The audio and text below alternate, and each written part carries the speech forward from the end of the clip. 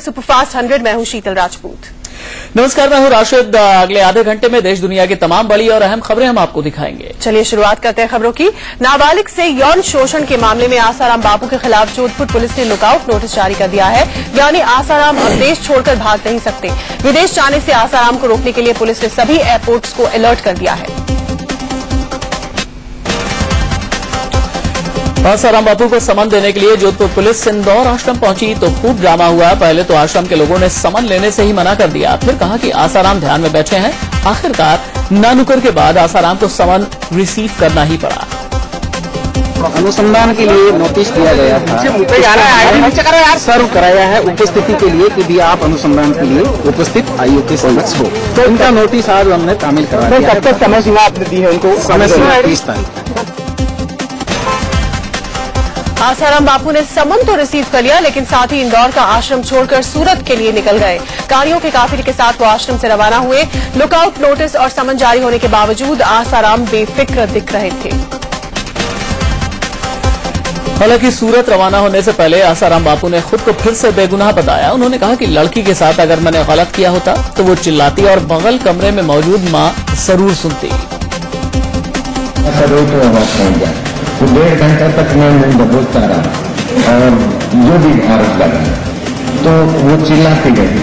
तो माँ पास में बैठी है, पिताजी है, सारा उसके लोग हैं।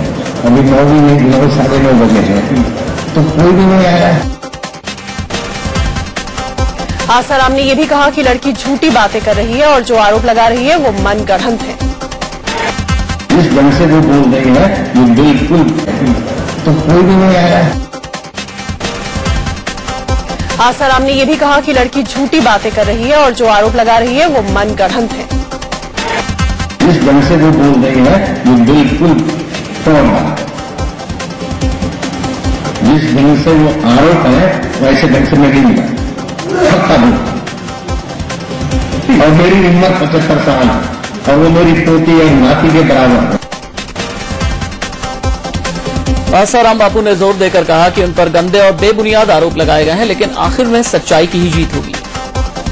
मैं तो ये मानता हूँ कि सत्य को आंख में झूठ को पढ़ने, लेकिन ये गंदा आरोप, लेकिन गंदा आरोप होते हुए साथ साथ में बेबुनियाद है। आसाराम बापू ने इस पूरे मामले को राजनीतिक साजिश करार दिया। हालांकि उन्होंने कहा कि साजिश रचने वालों के नाम का वो खुलासा नहीं करेंगे। राजनीतिक साजिश भी है और भी साजिश है, बड़ा पुराना सिलसिला चल रहा है और मैं साजिश करताओं का नाम लेना पसंद नहीं। लड़की के माँ बाप को होश क्यों आया और FIR दिल्ली में क्यों की गई? पूरी घटना 15 तारीख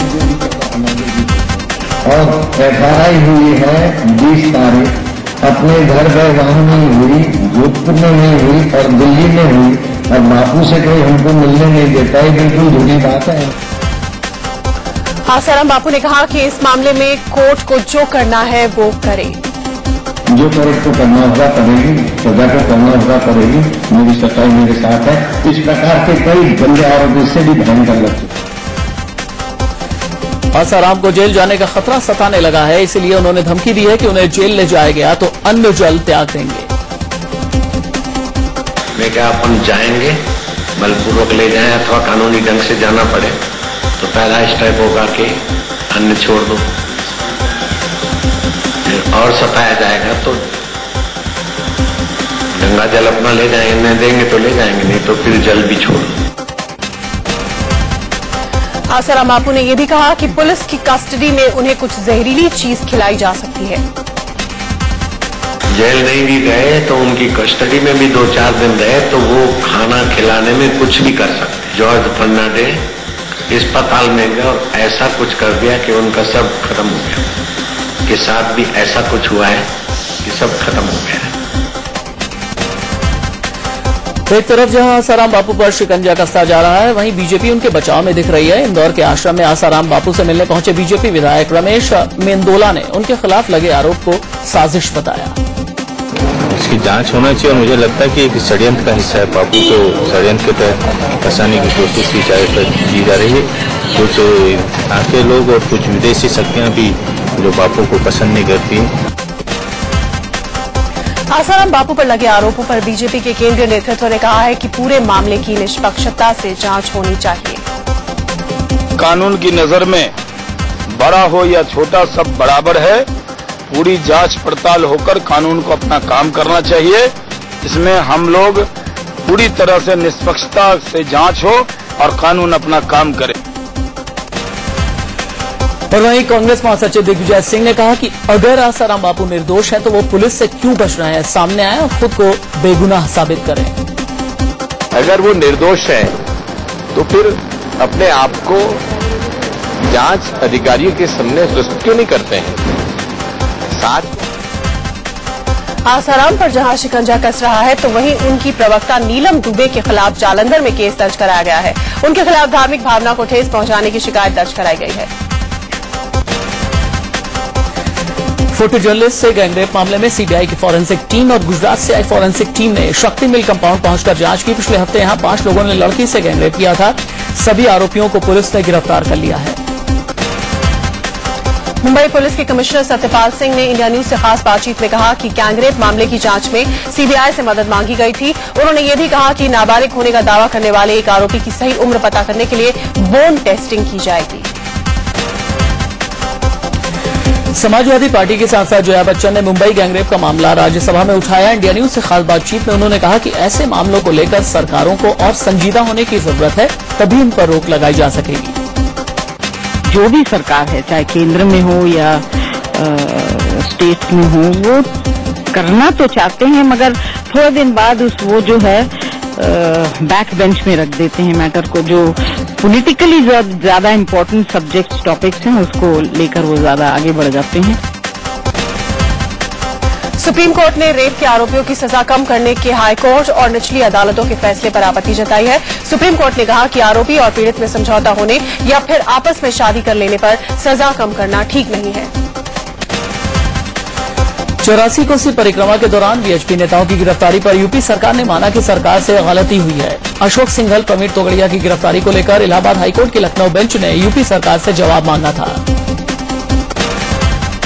हाईकोर्ट के आदेश के बाद विश्व हिंदू परिषद के महामंत्री प्रवीण तोगड़िया को भी रिहा कर दिया गया। एटा जेल से रिहा किए जाने के बाद तोगड़िया यूपी सरकार पर जमकर बरसे। ये सच है, उत्तर प्रदेश का शासन अखिलेश यादव नहीं आजम खान चला रहा है। आजम खान के कारण ही प्रतिबंधित हुआ है। ये सच है, उत्तर प्रदेश का शासन अखिलेश यादव नहीं आजम खान चला रहा है। आजम खान के कारण ही प्रतिबंधित हुआ है। सोनिया गांधी की सेहत को लेकर उनके बेटे और कांग्रेस महासचिव राहुल गांधी का बयान सामने आया है। राहुल ने कहा कि अब मां की तबीयत ठीक है। कल रात को मैं एम्स में था, कांग्रेस प्रेसिडेंट को थोड़ा एडमिट करना पड़ा, ठीक है अब। कल रात को मैं एम्स में था, कांग्रेस प्रेसिडेंट को थोड़ा एडमिट करना पड़ा, ठीक है अब। कांग्रेस अध्यक्ष सोनिया गांधी को अस्पताल से छुट्टी मिल गई। देर रात करीब 1:30 बजे सोनिया दिल्ली के एम्स से अपने घर रवाना हुई। संसद में अचानक तबीयत बिगड़ने के बाद सोनिया को एम्स लाया गया था, जहां उनका करीब 5 घंटे तक इलाज चला। एम्स के डायरेक्टर आसिफ टेका के मुताबिक सोनिया गांधी ने जुकाम और सिर दर्द दूर करने के लिए कुछ दवाइयां खाई थी, जिससे उनकी तबीयत और बिगड़ गई। तबीयत खराब होने के बाद सोनिया गांधी बेटे राहुल गांधी के साथ संसद से बाहर निकली। इस दौरान केंद्रीय मंत्री कुमारी शैलजा भी उनके साथ थी। बाहर निकलते वक्त सोनिया को चक्कर जैसा आ गया। खुद को संभालने के लिए सोनिया ने कुमारी शैलजा का हाथ थाम लिया। जैसे ही सोनिया गांधी की तबीयत बिगड़ने की खबर मिली, उनकी बेटी प्रियंका गांधी और दामाद रॉबर्ट वाड्रा तुरंत अस्पताल पहुंच गए। जब तक सोनिया यहां रहीं, तब तक बेटी दामाद भी यहीं मौजूद रहे और उनकी देखभाल की। सोनिया से मिलने के लिए एम्स में प्रधानमंत्री मनमोहन सिंह पहुंचे। साथ ही कांग्रेसियों का भी तांता लगा रहा। दिल्ली की सीएम शीला दीक्षित, हरियाणा के सीएम भूपेंद्र सिंह हुड्डा एम्स पहुंचे। साथ ही मोतीलाल वोरा, राजीव शुक्ला, रेणुका चौधरी और अंबिका सोनी ने भी कांग्रेस अध्यक्षा का हालचाल जाना। केंद्रीय मंत्री कुमारी शैलजा ने बताया कि इलाज के दौरान भी सोनिया गांधी को फूड सिक्योरिटी बिल की चिंता थी। शैलजा के मुताबिक सोनिया ने कहा कि मुझे इस बात का दुख है कि जब बिल पास हो रहा था तब मैं वहां नहीं रह पाई। उन्हें फूड बिल की बहुत चिंता थी और उसी के बारे में उन्हें बड़ा दुख हो रहा था कि अभी वोटिंग में मैं वहां पर क्यों नहीं। डॉक्टर्स ने क्या कहा? उन्हें बहुत चिंता थी फूड बिल की। फिर हमने उन्हें बताया कि फूड बिल पास हो गया, तो खुशी उन्होंने जाहिर की। तो बाकी अब बिल्कुल ठीक है। लोकसभा में सोनिया जब फूड सिक्योरिटी बिल पर भाषण दे रही थीं, तभी ये लगने लगा था कि सोनिया की तबीयत ठीक नहीं है। भाषण के दौरान उनका दायां हाथ कांप रहा था, बाएं हाथ से उन्होंने कागज को थामा था और फूड बिल पर अपनी बातें रखती रहीं। सोनिया गांधी की तबीयत को लेकर गुजरात के सीएम नरेंद्र मोदी ने ट्वीट करके कहा कि ये जानकर खुशी हुई कि सोनिया जी की तबीयत ठीक है। भविष्य में भी उनके अच्छे स्वास्थ्य की कामना करता हूं। कानपुर में कांग्रेसी कार्यकर्ताओं ने सोनिया गांधी के जल्द स्वस्थ होने की कामना की। भोलेश्वर मंदिर में प्रार्थना करने के बाद कार्यकर्ताओं ने कहा कि सोनिया गांधी को अभी देश के लिए बहुत कुछ करना है। संसद में चली लंबी बहस के बाद आखिरकार यूपीए सरकार का ऐतिहासिक खाद्य सुरक्षा बिल लोकसभा से पास हो गया। बिल ध्वनि मत से पास हुआ। अब इस बिल को राज्यसभा में भेजा जाएगा। खाद्य सुरक्षा योजना के तहत लोगों को 3 रुपए किलो के हिसाब से चावल और 2 रुपए किलो के हिसाब से गेहूं मिलेगा। मोटा अनाज 1 रुपए किलो के हिसाब से मिलेगा। योजना से परिवार के हर सदस्य को हर महीने 5 किलो राशन मिल सकेगा। सरकार का दावा है कि 82 करोड़ लोग इस योजना का फायदा उठा सकेंगे। इसमें 75% ग्रामीण और 50% शहरी आबादी शामिल है। खाद्य योजना में महिलाओं और बच्चों का खास ख्याल रखा गया है। इसके तहत राशन कार्ड घर की महिला के नाम से बनाया जाएगा। गर्भवती महिला और आंगनबाड़ी केंद्रों में 6 साल तक के बच्चों को मुफ्त भोजन मिल सकेगा। लोकसभा से फूड सिक्योरिटी बिल पास होने पर केंद्र सरकार ने कहा है कि अब देश में भूख से कोई नहीं मरेगा।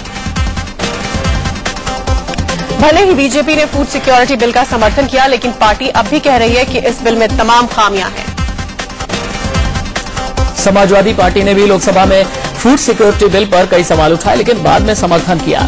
पार्टी कह रही है कि हमने इसलिए समर्थन किया ताकि यह संदेश न जाए कि हम गरीब विरोधी हैं।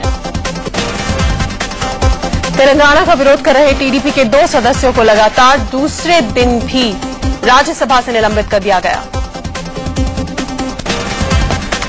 जन लोकपाल को लेकर किए गए केंद्र सरकार के वादे पर अब तक अमल न होने से टीम अन्ना एक बार फिर आंदोलन के मूड में है। सरकार को उसका वादा याद दिलाने के लिए इंडिया अगेंस्ट करप्शन ने राजघाट से लाल किले तक मार्च निकाला।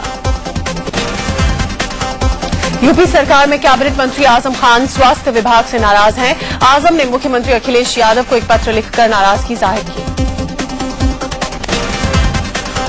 समाजवादी पार्टी के नेता अबू आजमी के खिलाफ मुंबई पुलिस के एक इंस्पेक्टर ने कमिश्नर से शिकायत की है। ओशिवारा थाने के इंस्पेक्टर ने पुलिस कमिश्नर को बताया कि आजमी ने फोन पर उनसे गाली गलौज की है। हालांकि आजमी इन आरोपों को गलत बता रहे हैं। विकास यात्रा पर निकले छत्तीसगढ़ के मुख्यमंत्री रमन सिंह ने कई इलाकों में जनसभाएं की। इस मौके पर उनके साथ राज्यसभा में विपक्ष के नेता अरुण जेटली भी मौजूद थे। जेटली ने कहा कि रमन सरकार ने छत्तीसगढ़ में विकास के कई काम किए हैं। वहीं छत्तीसगढ़ कांग्रेस के प्रदेश अध्यक्ष चरणदास महंत ने सीएम रमन सिंह पर हमला बोलते हुए कहा कि वो विकास नहीं बल्कि विनाश यात्रा निकाल रहे हैं। महंत ने कहा कि जनता के सामने रमन सिंह जिन योजनाओं की बात कर रहे हैं वो सब केंद्र की है। गोवा के पणजी में समाजवादी पार्टी के विधायक महेंद्र कुमार सिंह 6 लड़कियों के साथ अश्लील हरकत करते पकड़े गए। गोवा पुलिस ने उन्हें गिरफ्तार कर लिया है। उड़ीसा के कोरापुट जिले में हुए नक्सली हमले में बीएसएफ के 4 जवान शहीद हो गए, जबकि 8 जवान बुरी तरह घायल हो गए। नक्सलियों ने आईईडी विस्फोट के जरिए जवानों के काफिले को निशाना बनाया। यह हमला सुबह करीब 9:30 बजे हुआ। एलओसी पर पाकिस्तान की नापाक हरकत थमने का नाम नहीं ले रही है। जम्मू कश्मीर के पुंछ और भीमाबर गली सेक्टर में पाकिस्तानी सैनिकों की तरफ से एक बार फिर फायरिंग की गई। पत्नी की पिटाई के आरोप लगने के बाद अभिनेता ओम पुरी गिरफ्तारी से बचने के लिए फरार हो गए हैं। मुंबई पुलिस ने उन्हें भगोड़ा घोषित कर गिरफ्तारी के लिए उनके खिलाफ लुकआउट नोटिस जारी किया है। कांग्रेस के प्रवक्ता शकील अहमद ने ट्विटर के जरिए अभिनेता ओम पुरी के मामले में चुटकी ली है। शकील ने लिखा है कि अन्ना के आंदोलन के दौरान सांसदों को नैतिकता का पाठ पढ़ाने वाले ओम पुरी पत्नी की पिटाई के आरोप में गिरफ्तारी से बचने के लिए फरार चल रहे हैं। मुंबई हाईकोर्ट ने अभिनेता शाहरुख खान के खिलाफ चल रहे लिंग परीक्षण मामले में दखल से इनकार कर दिया है। याचिका में इस मामले की जल्द सुनवाई को लेकर निचली अदालत को निर्देश देने की मांग की गई थी। झारखंड सरकार में कांग्रेस कोटे से कृषि मंत्री योगेंद्र साव की कांग्रेस आलाकमान पर दिए गए विवादित बयान के बाद प्रदेश कांग्रेस अध्यक्ष सुखदेव भगत ने उन्हें नोटिस भेजकर लिखित जवाब मांगा है। इससे पहले कृषि मंत्री योगेंद्र साव ने कहा था कि मंत्री बनने के लिए कांग्रेस में पैरवी चलती है।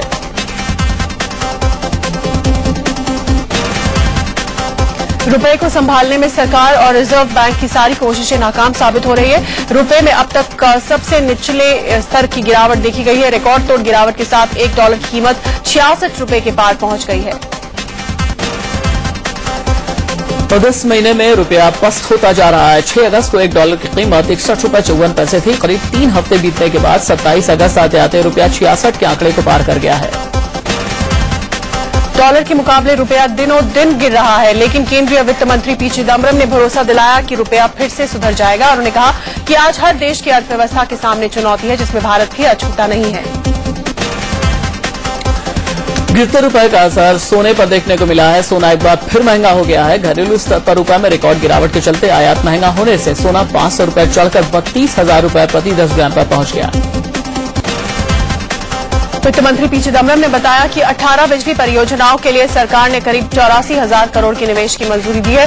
साथ ही दूसरी 9 और परियोजनाओं के लिए 92,500 करोड़ की मंजूरी दी गई है।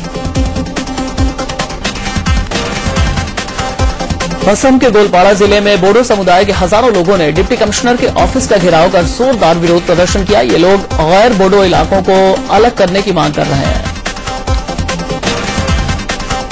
नोएडा के सोरखा गांव में अवैध कॉलोनी के खिलाफ कार्रवाई करने गई पुलिस टीम पर लोगों ने हमला बोल दिया। पुलिस की एक गाड़ी को आग के हवाले कर दिया गया और कई गाड़ियों में तोड़फोड़ की गई। पुलिस के आते ही लाठी डंडों से लैस गांव वाले मरो मरो के नारे पर उतर आए। पुलिस पर ईंट और पत्थरों से हमला कर दिया गया। बवाल के बाद इलाके में तनाव बना हुआ है। भारी पुलिस बल तैनात करने के बाद आरोपियों की धरपकड़ तेज कर दी गई है। बिहार के दानापुर में रविवार को हुए नाव हादसे में मारी गई एक महिला का शव मिलने के बाद लोगों ने प्रशासन पर संवेदनहीनता का आरोप लगाया। नाराज लोगों ने महिला का शव सड़क पर रखकर मुआवजे की मांग की। पटना में ऊर्जा विभाग में इंजीनियरों की बहाली को लेकर बीटेक इंजीनियर और डिप्लोमा इंजीनियरों ने जमकर प्रदर्शन किया। प्रदर्शनकारियों ने ऊर्जा विभाग के ऑफिस का घेराव भी किया। नाराज लोगों ने महिला का शव सड़क पर रखकर मुआवजे की मांग की। पटना में ऊर्जा विभाग में इंजीनियरों की बहाली को लेकर बीटेक इंजीनियर और डिप्लोमा इंजीनियरों ने जमकर प्रदर्शन किया। प्रदर्शनकारियों ने ऊर्जा विभाग के ऑफिस का घेराव भी किया। पश्चिम बंगाल में वर्धमान जिले में हुए एक बस के पलट जाने से 7 यात्रियों की मौत हो गई, जबकि 45 घायल हो गए। श्रीनगर में उस समय अफरा तफरी मच गई जब यहां एक होटल के टॉप फ्लोर पर भीषण आग लग गई। होटल मालाबार में लगी इस आग की खबर पाकर दमकल कर्मी मौके पर पहुंचे। घंटों की मशक्कत के बाद आग बुझाई जा सकी। शॉर्ट सर्किट को आग लगने की वजह बताया जा रहा है।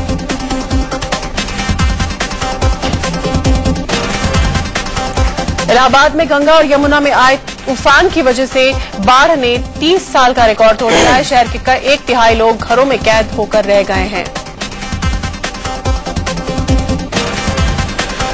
तबाही का अंदाजा आप इसी से लगा सकते हैं कि गंगा और यमुना का पानी पौष इलाकों में घुस गया है। आलीशान मकान पानी में पूरी तरह डूब चुके हैं। जहां एक तक नजर डालिए सिर्फ पानी ही पानी नजर आएगा। गंगा का बढ़ता जलस्तर बलिया में भी मुसीबत बना हुआ है। जिले के 200 से ज्यादा गांव बाढ़ की चपेट में है। बाढ़ का पानी नेशनल हाईवे 31 पर आ गया है।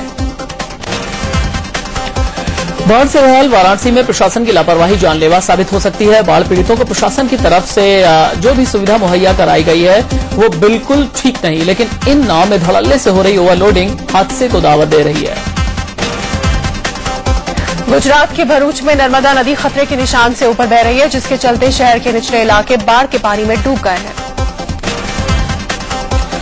बिहार की राजधानी पटना में गंगा के बढ़ते जलस्तर को देखते हुए अलर्ट जारी किया गया है। यहां गंगा खतरे के निशान से 84 सेंटीमीटर ऊपर बह रही है। प्रशासन तटीय इलाकों में बसे लोगों को सुरक्षित जगह भेजने में लगा है।